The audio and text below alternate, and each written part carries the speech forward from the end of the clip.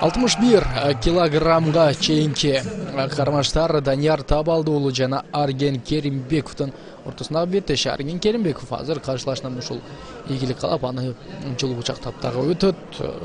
Кызыл бурчтан чыккан спортчу 20 жашта, боюнун узундугу 173 сантиметр.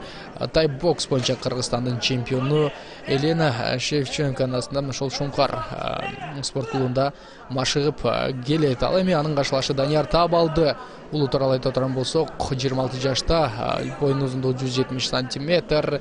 Ормонхан кубогунун жеңүүчүсү жана ошондой эле WF Amateur'да дагы жеңишке жеткен. Бул чейин профессионалдык рингте эки спортчу тең беттеш өткөргөн эмес. Данияр Табалды уулу Байыш Ашымовдун кол астында Кочкор Шапан спорт клубунда машыгып келет жана тай боксчу болгон Арген Керимбеков өзүнүн өтө бир ийгиликтүү көрсөтүүгө умтулат жана тай бокс мыкты экенин көрө алдык. Бул жакта лоу киктер бар, хай кик бар жана айланып тебип айтор тай бокстун кандай тепкилери керек болсо ошонун бардыгы Арген Керимбековдо бар жана Арген Керимбеков анын жөн эле ушул урушка болгон туруусу дагы тай бокстун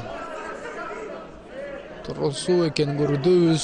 Демек Данияр Табалды уулу атаандашынын соккуларынан, тепкилеринен абайлоосу керек жана албетте Арген Керимбеков каршылашып жаткандан кийин теппеши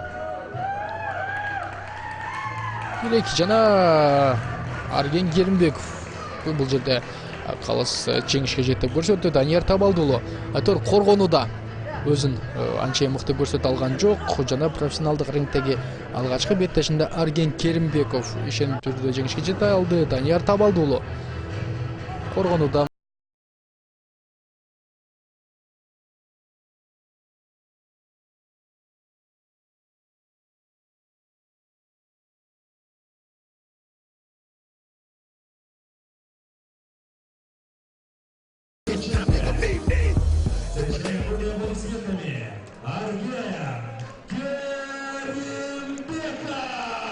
Алтымыш бир килограммга чейинки кармаштар Данияр Табалды уулу жана Арген Керимбековдун ортосуна беттеш. Арген Керимбеков азыр каршылашынан ушул ийгилик каалап аны жылуу бучактап дагы өтөт.